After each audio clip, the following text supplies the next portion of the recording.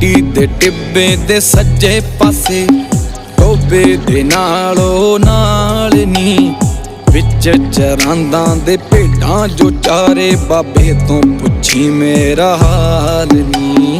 ਫੜਕ ਵੱਲੀ ਤੇਰੇ ਕਮਰੇ ਦੀ ਖਿੜਕੀ ਦੀ ਤਖਤੀ ਤੇ ਲਿਖਿਆ ਏ ਨਾ ਮੇਰਾ। ਘੋੜੀ ਵਿੱਚ ਜਿੱਥੇ ਚਾਚੇ ਤੇਰੇ ਨੇ ਉਹੀ ਆ ਜਾਨੇ ਗਰਾਂ ਮੇਰਾ।